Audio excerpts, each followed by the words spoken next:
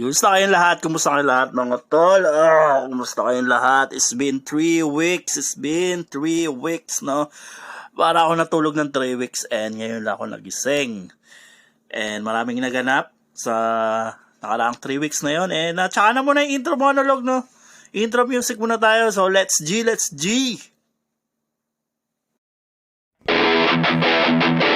You're listening to the Random Shot Podcast on Spotify. Ating pag-usapan mga bagay-bagay habang tumatagay sa loob o labas ng bahay. Gagawa ng ingay kahit anong usapan, lahat tinatalakay. Samahan niyo ko sumalakay. Mga topic sabay-sabay, marimay.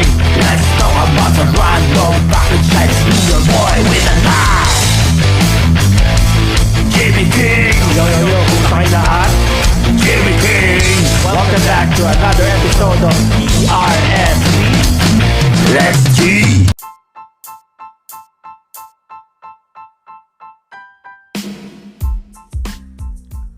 Alright, yo, what's up? Kumusta kayo lahat mga tol? It's been 3 weeks, no? It's been 3 weeks and welcome back to another episode of TRSP or the Random Shot Podcast. It's me, your boy with an I, of course, Jimmy Kings, no?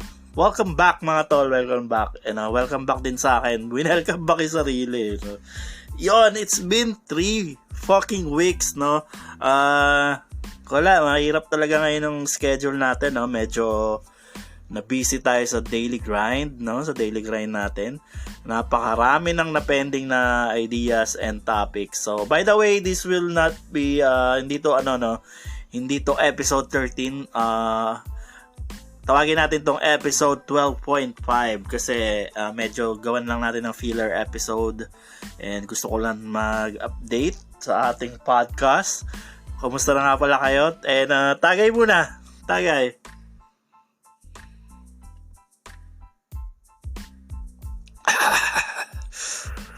Yun, napakaswabe nitong tinatagay natin ngayon. Syempre, may nag-sponsor sa atin ng napakalupit na lambanog, no?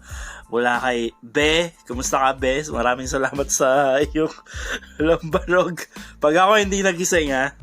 So, alam na lahat kung sinong sisisiyan. Yun nga, no? It's been 3 weeks. It's been 3 whole weeks since our last episode. And like what I've said earlier na busy tayo and medyo maraming kaganapan sa ating buhay-buhay.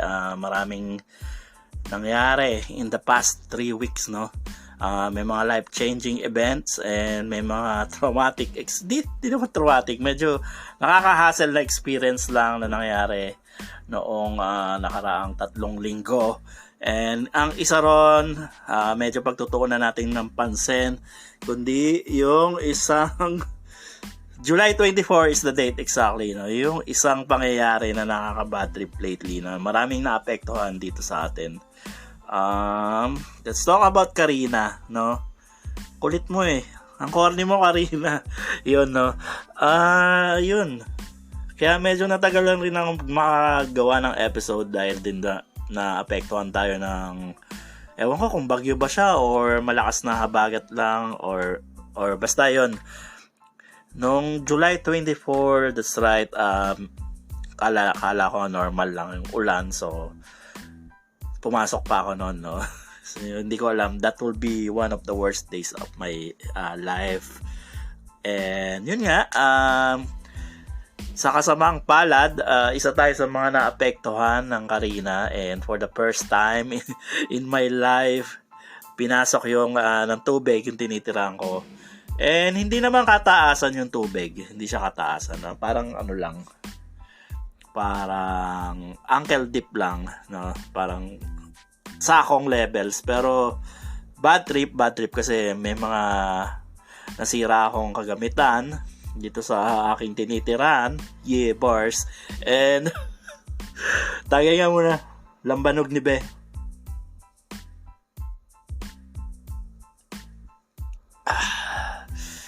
ayun, may nasira akong mga gamit, no. Wala tayong magagawa ron. So, kung ano na may nasira, replaceable naman yun, mapapalitan. Ang hindi nga lang mapapalitan is yung hindi ko masasabi talagang trauma pero siguro na trauma ako ng mga maliit na porsyento lang, no? And sobrang hassle nun. And of course, di lang ako ina-hassle nun, kundi yung karamihan dito sa Luzon, no? Or sa kung saang panig man ng ating bansa. Pero gusto ko lang i-share naman yung nangyari sa akin, no, noong July 24. So ayun nga, pinasok ng baha, and yung sa daily grind ko, nag-implement na sila ng work from home. So imagine, pumasok ako ng 5 a.m. and kahit saan dumaan ako, baha lahat. And na-late ako ng 2 hours. Na-late ako ng 2 hours. But I did show up sa work, no? Yun. Tapos pinilit ko makauwi ng lunchtime. Kasi may nagbalita sa akin na pinasok na raw ng tubig yung tinitiran ko. So ako, nag-aalala ako, no, nagpaalam na ako sa office na uwi muna ako. Pero yun, pinilit kong umuwi ng lunchtime, no. So akala ko makakauwi ako basta-basta. Pero hindi. Na-trap ako sa sa QC. So lahat ng shortcut papunta sa amin, sinuyod ko na lahat ng shortcut papunta sa pauwi. And yun nga, unfortunately, wala talagang madadaanan. So yun, stuck ako somewhere, and nakauwi na ako noon like mga mag-8 na ng gabi, no. So I was exhausted na, sobrang pagod ko na noon. Yung mga tao sa labas, makikita mo yung mga tsura nila, mga exhausted na rin, pagod na, and mga gutom na. Yun. And ang nakaka-bad trip dito, so okay na sige, uuwi ako, maglilinis sana ako ng tinitiran ko. Kaso ang pinaka-bad trip, walang kuryente, no? Walang kuryente dito sa amin. And sige, walang kuryente, baka naman maya-maya meron na. Yun nga lang, inabot ng 3 days na walang kuryente dito sa bahay. So, 'di ba? Sobrang bad trip 'yun. Sobrang bad trip, mga tol. Tagay nga saglit. Gusto ko lang mag-rant, so makinig kayo. Makinig kayo dito kay Karina, ang corny mo. Tagay muna saglit. And yun. So, maglilinis sana. Wala kang kuryente, so basahin lugar, yung bahay. Medyo hindi komportable kung matutulog ako sa bahay, no? So, ang ginawa ko na nag-seek ako ng shelter dun sa isang tao. Inaasahan ko na mag-provide ng shelter during times ng ganito, ng mga kagigpitan or sakuna. Ewan ko, category na ng sakuna to . Unfortunately, it was denied. So, okay lang. Naintindihan ko naman na medyo hindi. And, natulog ako sa kotse unang gabi. Okay. Hindi siya masaya kasi pagod na pagod ka na, and gusto mo lang humiga ng diretso, no? Hindi mo magawa. So ayun, binuhay ako. Salamat sa iyo, Manong Guard sa Burger King, no? Pinag-park mo ako dyan sa harap mo. And yun, so okay na. Kinabukasan, 6 a.m. So work from home, mind you, no? Dala ko yung laptop ko sa kotse. Doon ako nag-work from the kotse. So okay na. So pagtapos ng shift, balik ako sa bahay, no. Wala pa rin kuryente, which is nakaka-bad trip kasi talagang gusto ko na maglinis . And yun nga, naglinis ako ng konti pero hindi fully kasi kailangan ko ng ventilation sa, 'di ba, pag baha ka, kailangan nahanginan yung pinapatuyo mo. So hindi. Then kinagabihan, wala pa rin kuryente. Sobrang bad trip and stress ko na kasi wala pa akong matinong tulog. Yun. Hindi ko na sinubukan manghingi uli ng shelter, no? So, second night, sa harap uli ako ng Burger King na tulog, no? Imagine, tol. ganito na ako, na-stress pa ako. Paano pa kaya yung mga walang-wala during that time, di ba? Yung mas malala pa yung inabot sa akin nung araw na yon. And I hope naka-recover na silang lahat from now. Basta yun lang, bad trip. So sa Burger King uli ako natulog, and binuhay ako ni Burger King noon actually. So tulog uli, kinabukasan log in, and nung palubat na yung aking work device, bumalik na lang ako sa office, no, para doon mag-continue ng ating daily grind. And okay na, sige, okay na, nakakapag-work na. Then pag uwi ko, ay na tol, wala pa rin kuryente. It's been magtatatlong araw na nang wala pa rin kuryente. Tagay nga saglit.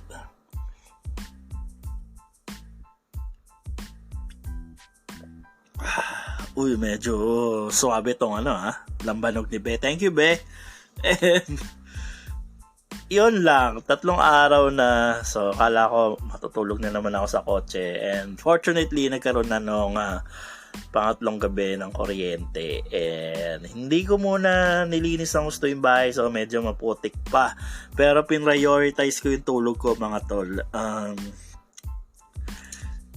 Alam mo, natulog ako ng mga 9, sakto rest day ko nun kinabukasan sa paggising ko almost magte-10 na, so imagine, no, almost 13 hours ako nakatulog ng ganun pala yung pakiramdam pag 2 nights ka nakabaloktot matulog. Pag natulog ka ng diretso ng first gabi mo, para kang baby. I slept like a baby that night. Yun, and thank God na thank God na nalampasan ko yung ordeal na yun. Unusual sa akin kasi ngayon lang ako nangyari ng ganun. Unlike no Ondoy, hindi naman ako gano'n na-apektuhan ng Ondoy, pero marami rin na-apektuhan nun. Pero ngayon, gulat tol may gulat factor tong si Karina, kaya bad trip ako. And napakaraming life-changing, and nabago yung pananaw ko sa buhay tungkol dito sa, ayun, dinulot ng Karina na to, no, na yun nga, hindi lahat maasahan mo during times of need. You're on your own. Ika nga nung manager ni Eminem dun sa kanyang kanta na Houdini. No? Good luck. So, teka, ang sarap ng lambanog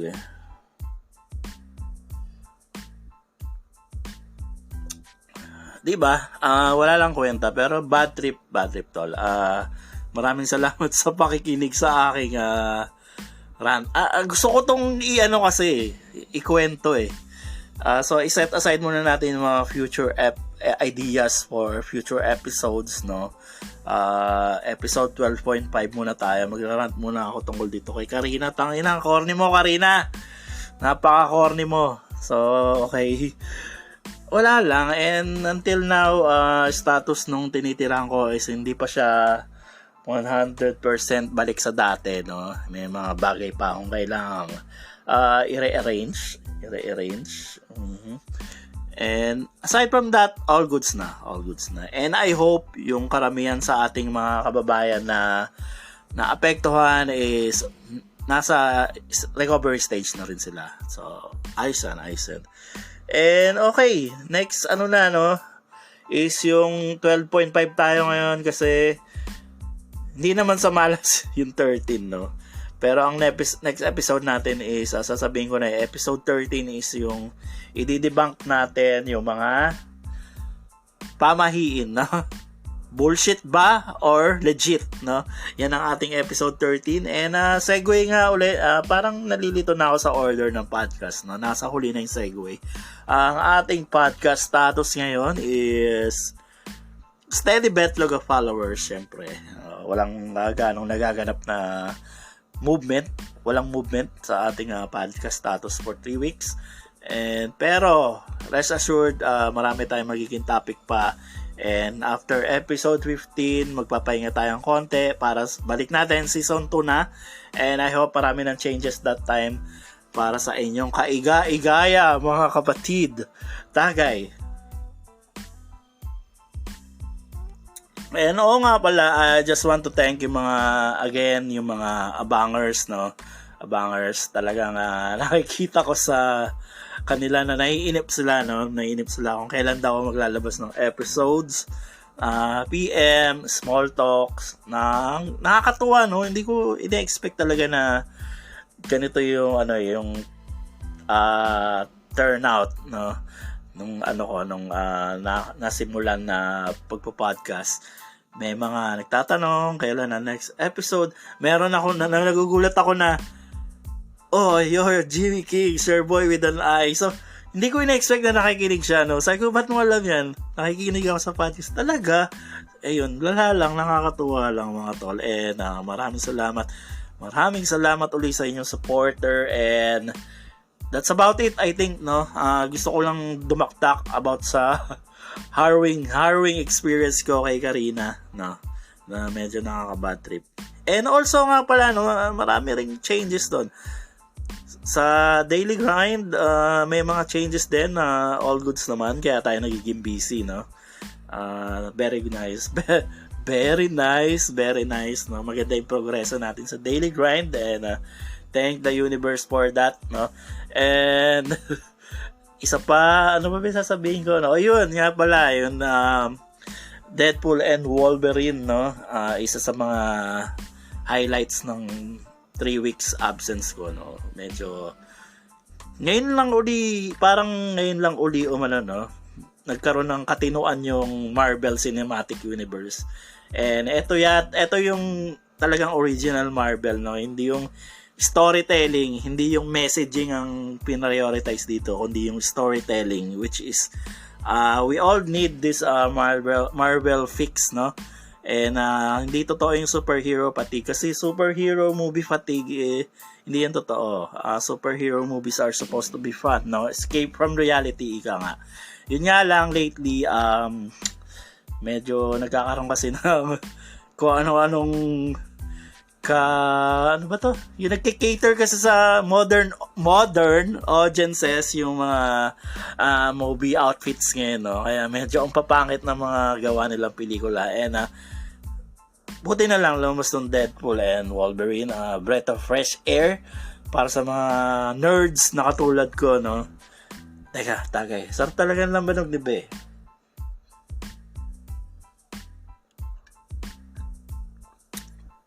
So, nagpaalam na ako kanina, nandito pa rin ako, no? And that's about it, I think. And nakakita-kisal tayo sa next episode.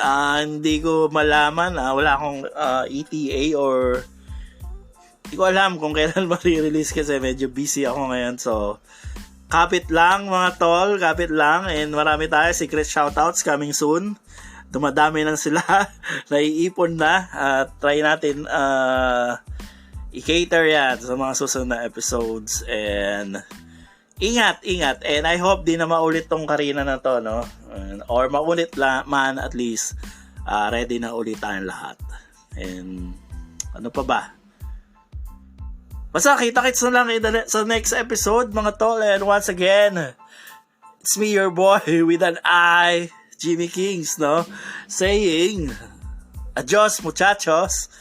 Don't be an asshole. And ano ba isang sinasabi ko lagi? Salamat sa iyong supporter, kapatid, nga pala. Kasi nandito ka pa rin. Nakikinig sa ating mumunting podcast. And see you later. Peace.